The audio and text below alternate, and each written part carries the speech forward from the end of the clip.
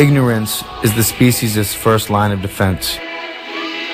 Yet it is easily breached by anyone with the time and determination to find out the truth. Ignorance has prevailed so long only because people do not want to find out the truth. "Don't tell me, you'll spoil my dinner," is the usual reply to any attempt to tell someone just how that dinner was produced. Even people who are aware that the traditional family farm has been taken over by big business interests,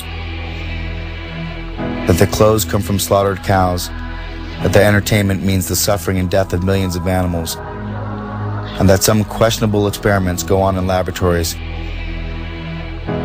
still cling to a vague belief that conditions cannot be too bad. or else the government or the animal welfare societies would have done something about it. But it is not the inability to find out what is going on, as much as a desire not to know about facts that may lie heavy on one's conscience, that is responsible for this lack of awareness. After all, the victims of whatever it is that goes on in all these awful places are not members of one's own group.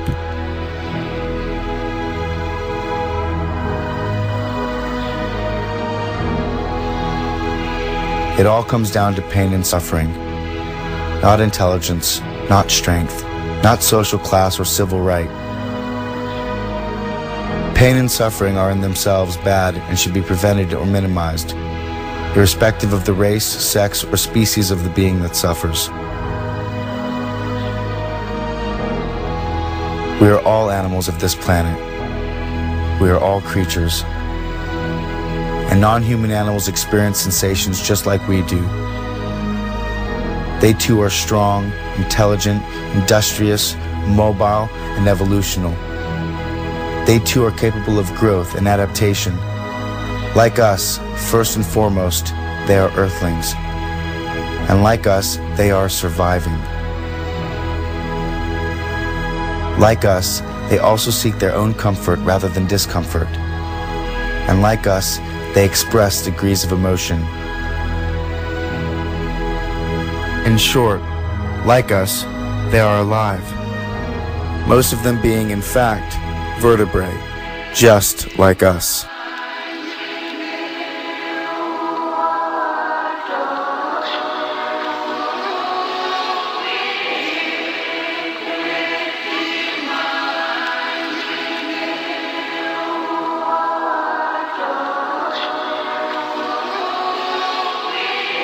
As we look back on how essential animals are to human survival, our absolute dependence on them for companionship, food, clothing, sport and entertainment, as well as medical and scientific research. Ironically, we only see mankind's complete disrespect for these non-human providers.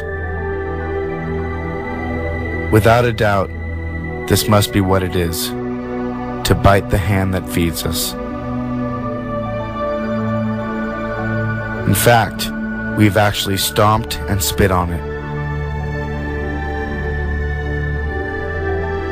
Now we are faced with the inevitable aftermath. This is evident in health reports due to our over-excessive consumption of animals. Cancer, heart disease, osteoporosis, kidney stones, anemia, diabetes, and more. Even our food has now been affected, and at its very source. With antibiotics used to promote weight gain in animals who can't gain weight under the stressful, overcrowded living conditions in factory farms. With the overuse of pesticides and insecticides, or artificial hormones designed to increase milk production, litter size, and frequency. With artificial colors, herbicides, larvicides, synthetic fertilizers, tranquilizers, growth and appetite stimulants. It's no wonder that mad cow disease, foot and mouth disease, physteria, and a host of other animal-related abnormalities have been unleashed on the human public. Nature is not responsible for these actions. We are.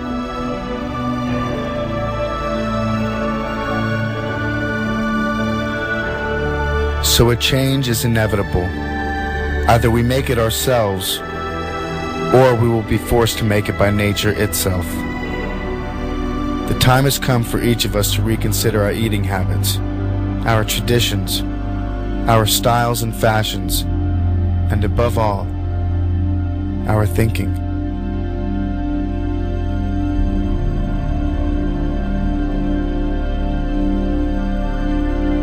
So if there's any truth to the age-old saying, what goes around comes around, then what do they get for their pain?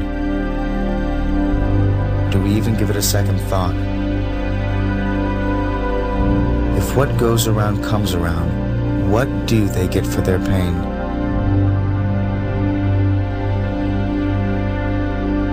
They are earthlings. They have the right to be here just as much as humans do. Perhaps the answer is found in another age-old saying, and one equally true. We reap just what we sow.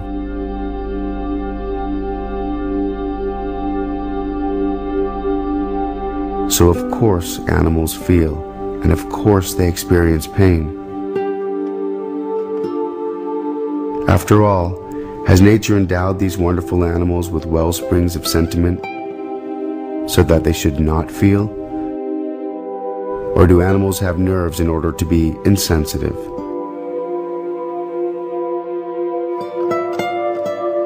Reason demands a better answer. But one thing is absolutely certain.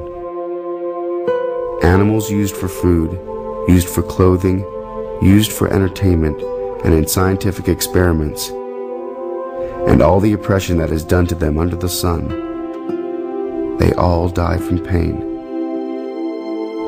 Each and every one. Isn't it enough that animals the world over live in permanent retreat from human progress and expansion? And for many species, there is simply nowhere else to go. It seems the fate of many animals is either to be unwanted by man or wanted too much. We enter as lords of the earth, bearing strange powers of terror and mercy alike. But human beings should love animals as the knowing love the innocent, and the strong love the vulnerable. When we wince at the suffering of animals, that feeling speaks well of us, even if we ignore it. And those who dismiss love for our fellow creatures as mere sentimentality overlook a good and important part of our humanity. But it takes nothing away from a human to be kind to an animal. And it is actually within us to grant them a happy life, and a long one.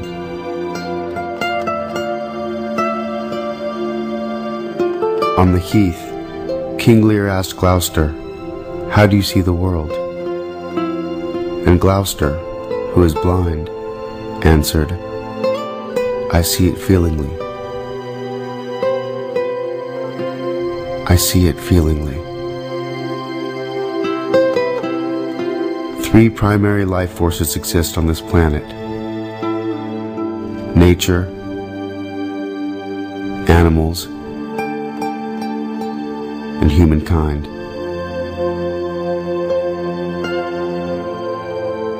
We are the earthlings. Make the connection.